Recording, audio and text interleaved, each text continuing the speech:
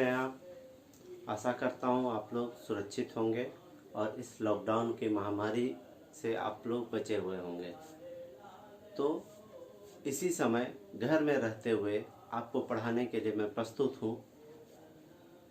हम जो class 10th अर्थशास्त्र का दूसरा चैप्टर पढ़ रहे थे, भारतीय अर्थव्यवस्था के क्षेत्र, उसका 8वां भाग पढ़ने वाले हैं। इस भाग में हमने अब तक जो पढ़ा था उसका सारांश जानेंगे, यानी शुरू से अंत तक इस चैप्टर में जो है सबके विषय में संक्षिप्त जानकारी प्राप्त करेंगे। तो चलिए वीडियो की शुरुआत करते हैं। ठीक है, तो यहाँ पर हमने सबसे पहले देखा था भारतीय अर्थव्यवस्था को 3 क्षेत्रकों में बांटा गया है। कितने क्षेत्रों में? 3 क्षेत्रकों में। वो 3 क्षेत्र क्या क्या है? प्राथमिक, द्वितीयक और तृतीयक। प्राथमिक क्षेत्र में क्या आता है? प्राथमिक यानी सबसे प्रथम में। क्या प्राथमिक यानी प्रथम? नाम में छुपा हुआ प्राथमिक यानी प्रथम। प्रथम यानी कि जो प्रकृति हमें दिया है, जो प्रोडक्ट हमें प्रकृति ने दिया, प्राकृतिक उत्पाद। प्राकृतिक उत्पाद जो होगा सो यहाँ पर आएगा। ठीक है, प्राकृतिक जो प्रकृति से प्राप्त होता है। जैसे कि हम एक एग्जांपल लेंगे गेहूं का। ठीक है, तो गेहूं जो है प्राकृतिक उत्पाद है। वो हम लोग लगाते तो हैं, लेकिन भगवान के द्वारा दिया गया है। हम लोग उसमें जान नहीं डाल सकते हैं। पौधा लगा सकते हैं लेकिन जान हम लोग नहीं डाल सकते हैं। तो समझ सकते हैं, गेहूं जो प्राकृतिक उत्पाद है, तो प्राथमिक रूप से प्राप्त हुआ, यानी ये गेहूं क्या है? प्राथमिक उत्पाद है। ठीक है, अब गेहूं से हम लोग क्या बनाएंगे? आटा। तो आटा जो बनता है, बनने का काम है, द्वितीयक उत्पाद हुआ। गेहूं के बाद आटा बना है। गेहूं को पीस कर हम लोग आटा बनाते हैं। तो आटा जो है ये क्या हो गया? द्वितीयक उत्पाद हो गया। ठीक है, द्वितीयक उत्पाद आटा हो गया। या आप बिस्किट भी देख सकते हैं, आटा भी हुआ या बिस्किट हुआ, है ना? ये सब क्या है? द्वितीयक उत्पाद में आएगा। अब इसको हम लोग बेचेंगे, है ना? क्योंकि कोई भी कंपनी जो बिस्किट बनाएगी या फिर आटा बनाएगी, वो क्या सिर्फ अपने लिए नहीं रखेगी, वो बाजार में बेचेगी। उसको मुनाफा कमाना है। आर्थिक हम लोग पढ़ रहे हैं, अर्थव्यवस्था पढ़ रहे हैं, आर्थिक क्रियाकलापों के विषय में हम लोग जानते हैं यहाँ पर। तो अर्थव्यवस्था में ये आटा बनेगा या बिस्किट बनेगा, ये बाजार में लाने के लिए ही कंपनी बनाता है। ठीक है, तो बाजार में लाने के लिए क्या क्या जरूरत होगा? वो सारा चीज सेवा क्षेत्र में आएगा, यानी तृतीय क्षेत्र में आएगा। ठीक है, जैसे कि यातायात। ठीक है, यातायात हो गया, यानी कि इसको परिवहन बोल सकते हैं।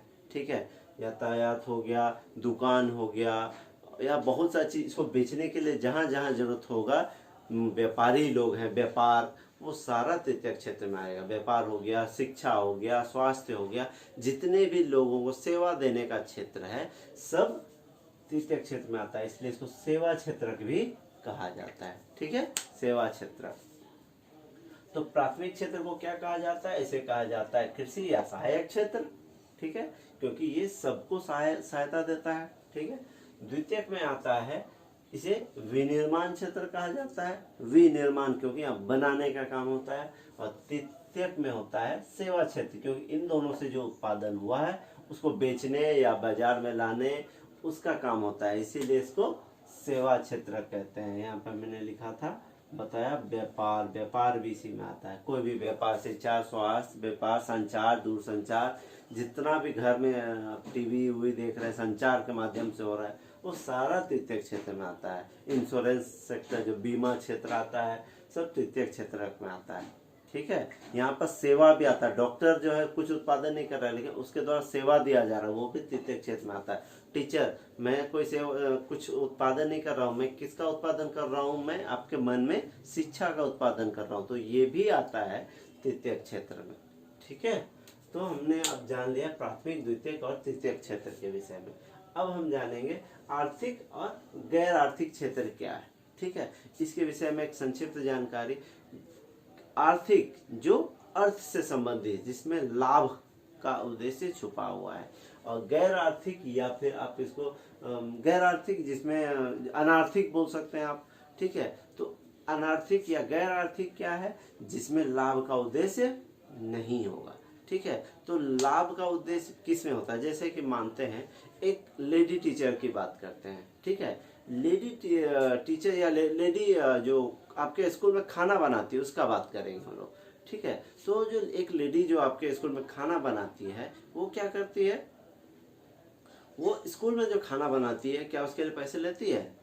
हाँ लेती है पैसा, इससे तो काम करती है वहाँ, ठीक है।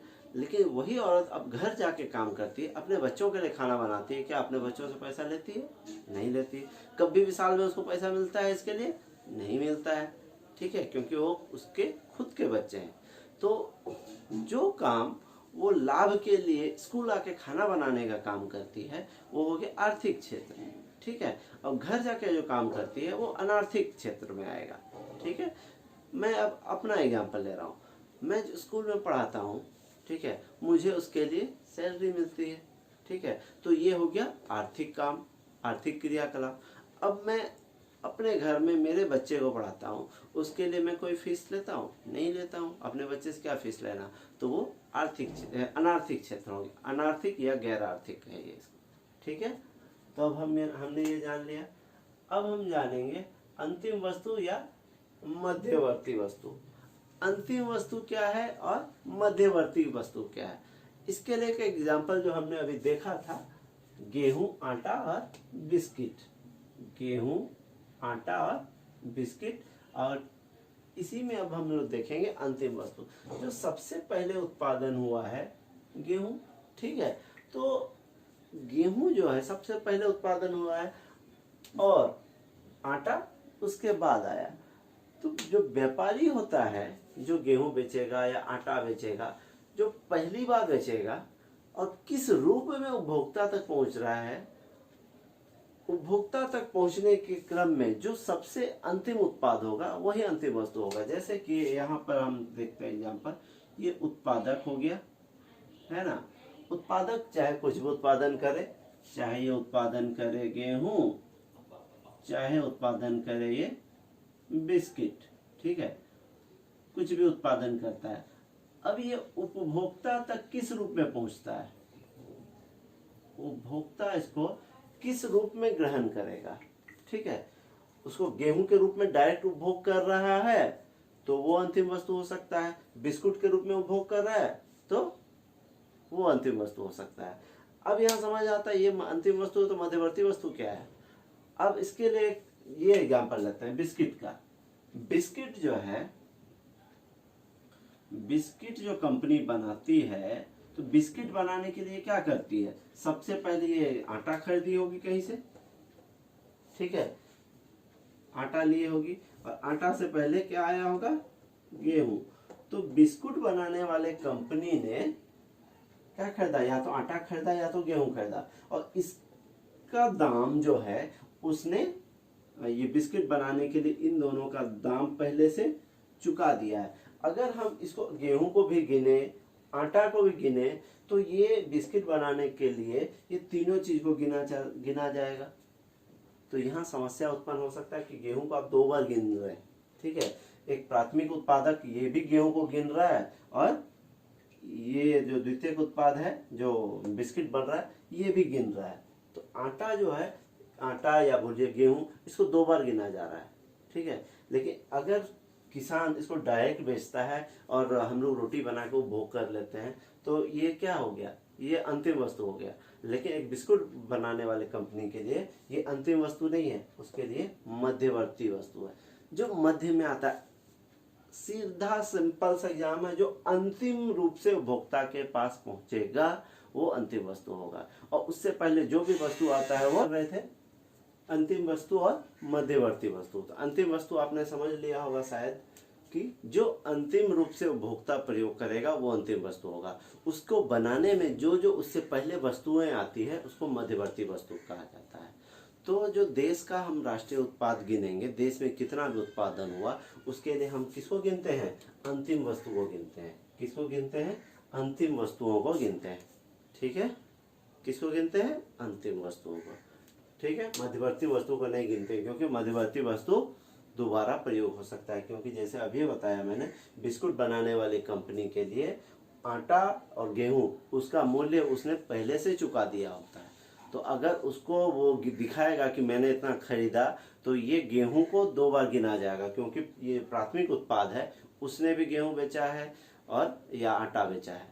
ठीक है, तो इसलिए बार बार गणना ना करना पड़े, इस समस्या से बचने के लिए अंतिम वस्तु को ही गिना जाता है।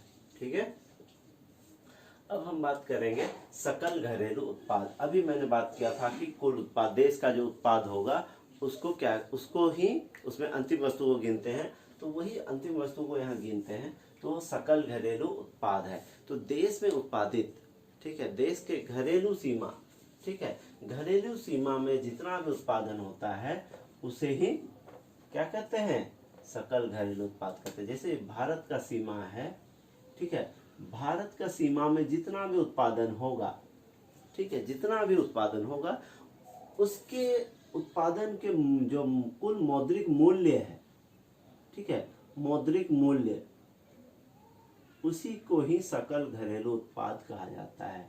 इंग्लिश में से जीडीपी कहते हैं, ग्रॉस डोमेस्टिक प्रोडक्ट। ठीक है, ग्रॉस डोमेस्टिक प्रोडक्ट, जीडीपी। तो देश के अंदर भौगोलिक सीमा, देश का जो सीमा है, ठीक है, पूरा देश का सीमा के अंदर जितना भी उत्पादन हुआ है, ठीक है, उसके उत्पादन के कुल मौद्रिक मूल्य को ही सकल घरेलू उत्पाद कहा जाता है। ठीक है, क्लियर है? अगर फिर भी डाउट हो तो बुक में देख सकते हैं, वहां पर लिखा है। उसके बाद भी डाउट होता है तो मैंने वीडियो पहले बनाया हुआ, उसको भी देख लीजिएगा। ठीक है, अब हम बात करने वाले हैं उत्पादन में तृतीय क्षेत्र का बढ़ता महत्व। तो उत्पादन जो होता है, उत्पादन में ये उत्पादन यानी सकल घरेलू उत्पाद की बात हो रही है यहाँ पर। जीडीपी में तृतीय क्षेत्र का जो है यहाँ महत्व बढ़ता जा रहा है। क्यों बढ़ता जा रहा है? देखिए, प्राथमिक क्षेत्र यानी कृषि क्षेत्र, द्वितीयक यानी विनिर्माण क्षेत्र, और तृतीयक हो गया सेवा क्षेत्र।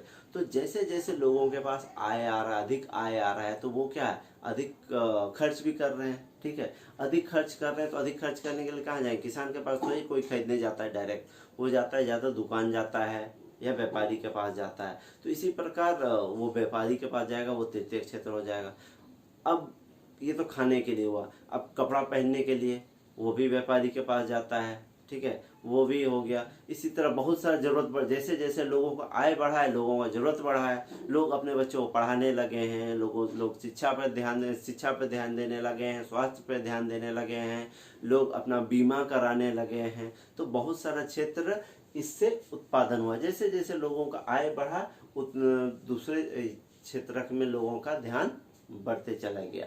तो इसी प्रकार तृतीय क्षेत्र का महत्व बढ़ गया है। ठीक है, पिछले 40-50 सालों में तृतीय क्षेत्र पहले की तुलना में बहुत ज्यादा बढ़ गया है।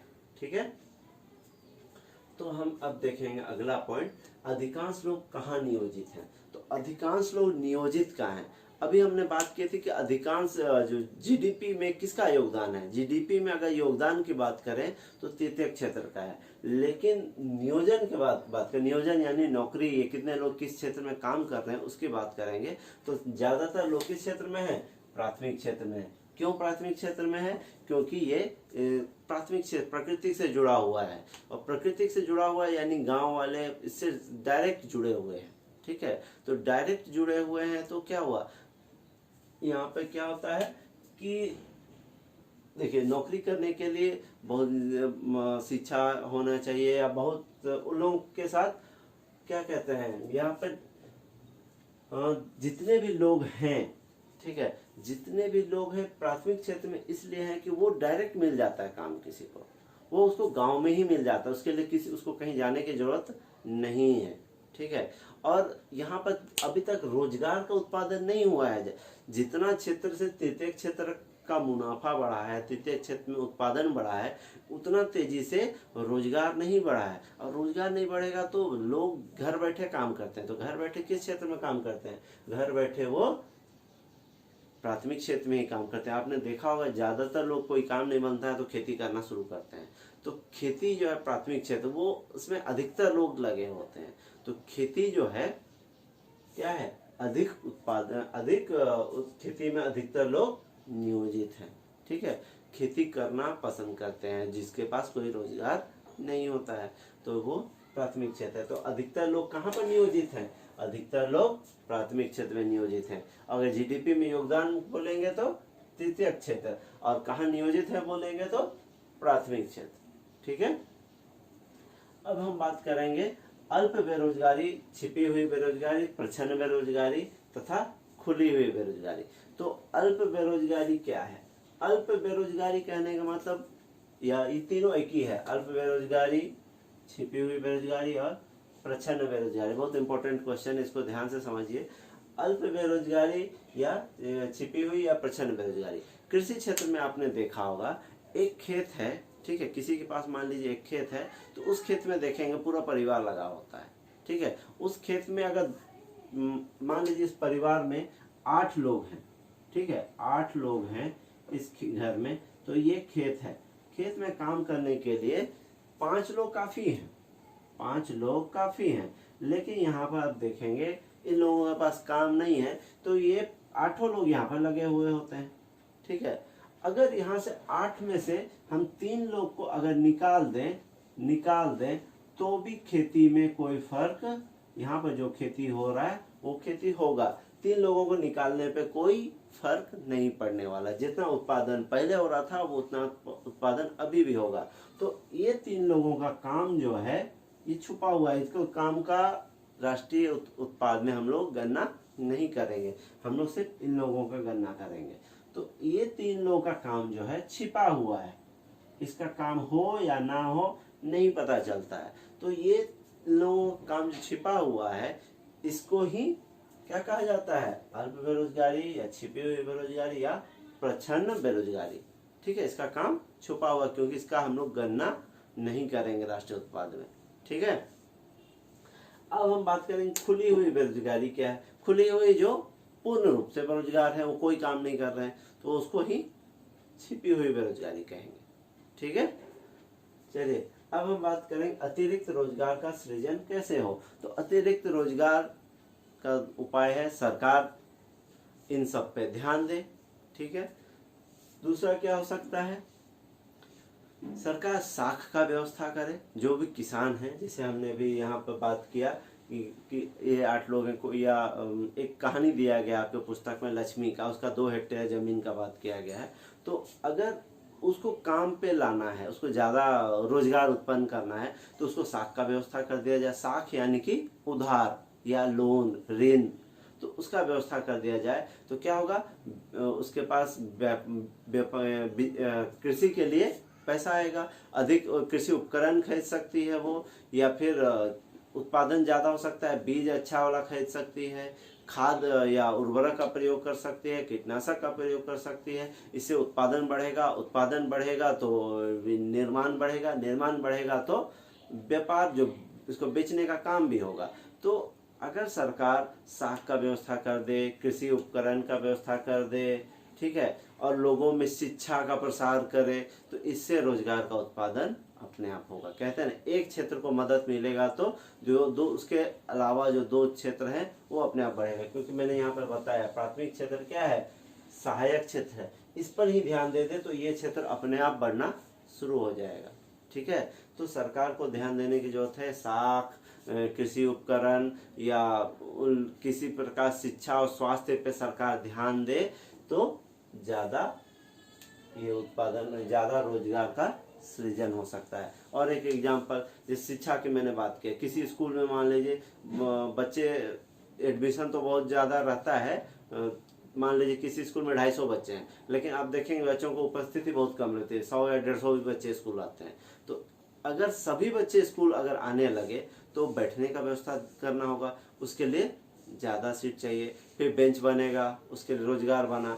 अगर ज़्यादा बच्चे रेगुलर आने लगे तो ज़्यादा शिक्षक भी चाहिए। ठीक है, ज़्यादा शिक्षक चाहिए या ज़्यादा कर्मचारी चाहिए।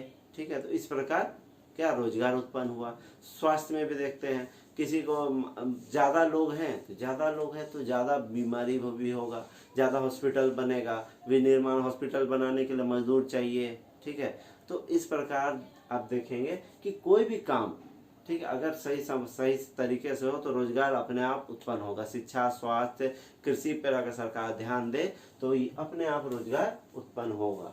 ठीक है, अब हम बात करेंगे नरेगा या मनरेगा। ये बहुत ही इम्पोर्टेंट टॉपिक है जो आपको जानना है। ठीक है, नरेगा, नरेगा क्या है? ये अधिनियम है, अधिनियम था जो कब बना था? 2005 में। नरेगा अधिनियम, इसको कहा जाता है राष्ट्रीय ग्रामीण रोजगार गारंटी अधिनियम। क्या कहा जाता है? राष्ट्रीय ग्रामीण रोजगार गारंटी अधिनियम। ये कब बना है? 2005 में बना है। ठीक है, तो अधिनियम बना था 2005 में, लेकिन काम शुरू हुआ है 2006 में। 2006 में काम शुरू हुआ। ठीक है, तो ये जो पहला हुआ था ये लगभग आंध्र प्रदेश में शायद 200 जिलों में शुरू हुआ था। अब ये क्या हो गया, धीरे धीरे 2008 तक में ये पूरा भारत में फैल गया। 2008 में ये पूरा भारत में फैल गया, पूरा भारत में ये लगभग लागू हो गया। ठीक है, तो अब तक ये था नरेगा, राष्ट्रीय ग्रामीण गारंटी अधिनियम। नरेगा क्यों बोलते हैं? इंग्लिश में इसको बोला जाएगा, इंग्लिश में बताया जाता है इसको NREGA. NREGA national A for agricultural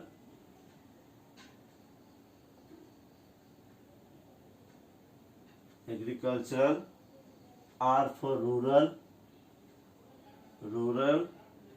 E for employment, G for guarantee, A for act। ठीक है, तो इसीलिए इसको नरेगा कहा जाता है। अब इसको मनरेगा बोला गया। मनरेगा क्यों बोला? अब इसके पहले क्या हुआ? नरेगा के पहले एम लगा दिया। एम से होता है महात्मा गांधी। महात्मा गांधी। ठीक है, तो ये कब जोड़ दिया गया? 2009 में। ठीक है, 2009 में यहाँ 2 अक्टूबर 2009 को नरेगा में महात्मा गांधी का नाम जोड़ दिया गया, इसलिए Mahatma Gandhi national agriculture rural employment guarantee act हो गया, इसलिए इसको मनरेगा के नाम से जाना गया। ठीक है, तो इसमें क्या होता है? मनरेगा में है कि यहाँ पर हर ग्रामीण को जो इसमें पंजीकरण कराता है उसको उसके ही गांव में रोजगार का प्रबंध सरकार करेगी। ठीक है, अगर उसको 100 दिन, साल में 100 दिन का रोजगार मिलेगा। कितना दिन का? साल में 100 दिन का रोजगार। 100 दिन का रोजगार मिलना ही मिलना है। अगर ये रोजगार उपलब्ध सरकार नहीं कराती है तो उसको क्या मिलेगा? बेरोजगारी भत्ता। बेरोजगारी भत्ता मिलेगा, यानी उसको घर बैठे बैठे पैसा देगा सरकार, या तो काम देगा 100 दिन का या उसको बैठे बैठे पैसा देगा। तो ये है नरेगा या मनरेगा। ठीक है, अब हम बात करेंगे संगठित क्षेत्र या असंगठित क्षेत्र। तो संगठित क्षेत्र क्या है? जो संगठन के अंतर्गत आता है, और असंगठित क्षेत्र क्या है? जो कोई संगठन नहीं होता है। तो संगठित क्षेत्र में क्या है? वैसा क्षेत्र जो पंजीकृत है।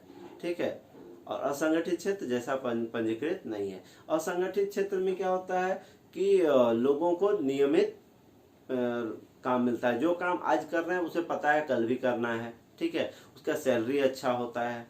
ठीक है, उसको शिक्षा का सुविधा, उसको शिक्षा बढ़िया रहता है। उसको सरकार, जो नियमित क्षेत्र के जो मालिक हैं वो अपने कर्मचारियों को स्वास्थ्य का भी ध्यान देते हैं, उसके लिए बहुत सारी सुविधाएं उपलब्ध कराते हैं। ठीक है, उसका भविष्य निधि मिलता है, यानी पेंशन मिलता है, ये सारा बहुत सारा सुविधा है। लेकिन असंगठित क्षेत्र में क्या है? ना ही कोई पेंशन है, ना ही कोई छुट्टी है। एक दिन भी छुट्टी अगर लेता है तो उसको उसका सैलरी कट जाएगा। लेकिन संगठित क्षेत्र में ऐसा नहीं है, उसको हर हफ्ता एक दिन छुट्टी मिलता है, जो कि 100 वेतन होता है, उसको वेतन मिलता ही मिलता है। लेकिन असंगठित क्षेत्र में एक दिन भी छुट्टी हुआ तो उसका पैसा उसको नहीं मिलता है, ना ही कोई पेंशन है। ठीक है, तो असंगठित क्षेत्र में संगठन नहीं होने के कारण ये सारी समस्याएं हैं। तो संगठित जहाँ पर ये बहुत सारी सुविधाएं मिलती है, असंगठित जहाँ पे बहुत सारी सुविधाएं नहीं है, वहाँ काम करो पैसा मिलेगा, जितना काम करोगे उतना पैसा मिलेगा। और संगठित क्षेत्र में ऐसा नहीं है, वो रेगुलर है, आज भी काम करना है, कल भी करना है, परसों भी करना है। संगठित क्षेत्र में पूरा पता है कि मुझे इतना लंबे समय तक काम करना है, और संगठित क्षेत्र में नहीं पता होता है, आज काम कर रहा है, कल कर रहा है, कल को मान लीजिए मालिक को काम पसंद नहीं आएगा तो उसको काम से निकाल दिया जाएगा। तो ये है असंगठित क्षेत्र। तो असंगठित क्षेत्र में जो वेतन भी होता है वो कम होता है। तो हमने देख लिया कि संगठित और असंगठित क्षेत्र में क्या क्या मुख्य अंतर है। ठीक है, अब हम बात करेंगे कि असंगठित क्षेत्र के श्रमिकों का संरक्षण कैसे हो। तो मैंने अभी बताया कि असंगठित क्षेत्र में जो मजदूर होते हैं उनको बहुत कम वेतन मिलता है, उनको ना ही कोई छुट्टी मिलता है। तो इन सब से कैसे बचा जाए, तो इसके लिए है सरकार ज़्यादा ध्यान दे। तो ज़्यादा ध्यान कैसे दे कि उसको रोजगार उत्पन्न किया जाए। ठीक है, ज़्यादा लोग भी ध्यान दें कि ज़्यादा मांग उत्पन्न होगा। किसी भी वस्तु को खरीदने का मांग कब उत्पन्न होता है, सरकार अगर लोगों के पास पैसा होगा तो वो क्या होगा, ज़्यादा से ज़्यादा वस्तुएं खरीदने की मांग करेंगे, मांग ज़्यादा होगा तो रोजगार उत्पन्न होगा, और रोजगार उत्पन्न होगा तो संगठित क्षेत्र पे लोग ध्यान देने लगेंगे। तो रोजगार उत्पन्न होने के कारण ही मांग उत्पन्न होने के कारण ही रोजगार उत्पन्न होता है। तो ज़्यादा से ज़्यादा कोशिश करना चाहिए कि मांग बढ़े। ठीक है, उसके लिए सरकार जो अभी यहाँ पर हमने बताया था, उत्पादन कैसे बढ़ाया जाए, अतिरिक्त रोजगार का सृजन कैसे हो, तो रोजगार बढ़ाने का बात है। रोजगार अगर किसी भी प्रकार से बढ़ाए, सरकार साख पर ध्यान दे, लोगों की शिक्षा पर ध्यान दे, स्वास्थ्य पर ध्यान दे, तो इन सब उपायों से इसका भी उपाय अपने आप हो जाएगा असंगठित क्षेत्र का। ठीक है, अब हम बात करेंगे स्वामित्व आधारित क्षेत्र या सार्वजनिक और निजी क्षेत्र। सार्वजनिक क्षेत्र वे क्षेत्र जो सरकारी नियंत्रण में होते हैं, और वे क्षेत्र जो किसी एकल व्यक्ति या कंपनी के नियंत्रण में होते हैं उसको निजी क्षेत्र कहा जाता है। जो सरकारी क्षेत्र है, जैसे सार्वजनिक बस स्टैंड हो गया, रेलवे स्टेशन हो गया, कोई पार्क हो गया, वो क्या सार्वजनिक, वो सब के लिए है। ठीक है, लेकिन एक बिल्डिंग हो गया, घर हो गया, किसी उसका एकल है, उस घर पे उसे उसी का अधिकार होता है। लेकिन रेलवे स्टेशन कोई बोलेगा ये मेरा रेलवे स्टेशन है, नहीं बोल सकता है, क्योंकि ये सार्वजनिक है, सब के लिए है। ठीक है, तो सार्वजनिक जो सभी के लिए है, और एकल व्यक्ति या किसी एक निजी व्यक्ति का है, वो निजी क्षेत्र में हो गया। सार्वजनिक क्षेत्र में वैसे क्षेत्र आते हैं जिस पे ज़्यादा खर्चा होता है, कोई एकल व्यक्ति उस पर खर्चा नहीं करना चाहता है। क्यों? क्योंकि एकल व्यक्ति का उद्देश्य होता है अधिक से अधिक लाभ कमाना, लेकिन सरकार का उद्देश्य अधिक से अधिक लाभ कमाना नहीं होता है। सरकार का उद्देश्य होता है अधिकतम सामाजिक कल्याण, लोगों का कल्याण करना उद्देश्य होता है, इसलिए सरकार इस पर ध्यान देती है। तो सरकार जो निजी क्षेत्र में क्या होता है, निजी क्षेत्र में कोई भी सेवा को हम मुझे लाभ लेना है तो उसके लिए पैसा देना पड़ता है। जैसे मान लीजिए पेन है, ये निजी क्षेत्र का, रेनॉल्ड्स कंपनी का, ये निजी क्षेत्र का है, तो मुझे इसका उपभोग करना है तो इसको पैसा देना होगा। ये मैंने 30 रुपया में लिया तो 30 रुपया मुझे दुकानदार को देना होगा, तब मुझे ये मिलेगा। अब इसके जगह मुझे अगर सार्वजनिक क्षेत्र में देखेंगे, हॉस्पिटल की बात करते हैं, बहुत सारे हॉस्पिटल, बहुत सरकारी हॉस्पिटल में फ्री का इलाज होता है। ठीक है, या सड़क बनता है तो वहाँ पे क्या होता है, पैदल चलते हैं, उसके तुरंत पैसा नहीं मांगा जाता है। तो सरकार जो होती है सेवा देती है, चाहे हॉस्पिटल में, शिक्षा में, सरकारी स्कूल में बच्चों को पढ़ाती है, तो ये खर्चा कहाँ से निकालती है, वो खर्चा अन्य तरीके से निकालती है। कैसे? टैक्स के माध्यम से वो टैक्स लेती है। हर चीज़ में आपने देखा होगा, हर चीज़ में टैक्स जुड़ा हुआ, जैसे ये 30 रुपया का मैंने अभी बताया, तो इसमें कुछ टैक्स जुड़ा हुआ है, अप्रत्यक्ष कर जुड़ा हुआ है। जो कंपनी तो टैक्स देती है, लेकिन कंपनी हम लोगों से वसूलती है, इसमें दाम में वो जुड़ा हुआ रहता है। इसका रियल दाम मान लीजिए 15 रुपया होगा, लेकिन इसमें कुछ न कुछ टैक्स जोड़ जोड़ के, लोगों का कमाई जोड़ करके इसका दाम 30 रुपया हो गया। ठीक है, व्यापारी का भी लाभ जुटा होता है, इसमें टैक्स जुटा होता है। तो ये टैक्स है वो सरकार के खाते में जाता है, और सरकार जो होती है यहीं से कमाती है, अपना जो खर्चा है यहीं से चलाती है। ठीक है, तो इसमें निजी क्षेत्र नहीं आता है, क्योंकि निजी क्षेत्र अधिकतम लाभ कमाना उसका उद्देश्य होता है, और वो वैसे क्षेत्र में निवेश करे जहाँ उसको तुरंत लाभ मिले, और सरकार का उद्देश्य होता है लोगों का कल्याण करना। ठीक है, इसलिए सार्वजनिक क्षेत्र में आता है। ठीक है, उम्मीद है आपको सारा टॉपिक क्लियर हुआ होगा। अगर नहीं समझ में आता है तो दोबारा एक बार देखिए, ठीक है। अगर फिर भी नहीं समझ में आता है तो मेरे पुराने वीडियो को देखिए, और एक बार पुस्तक को, आपके पास जो किताब है उसको भी पढ़िए, ताकि आपका जो टॉपिक हो पूरे ढंग से क्लियर हो, ठीक है। क्योंकि आप पढ़ेंगे तो ही ज़्यादा क्लियर होगा, ठीक है। तो उम्मीद करते हैं आपको पसंद आया होगा वीडियो। अगर पसंद आया तो लाइक का बटन ज़रूर दबा दें, और चैनल को सब्सक्राइब करें, और अपने दोस्तों के साथ भी शेयर करें, ताकि आपके दोस्त भी इस टॉपिक को समझ सकें। धन्यवाद।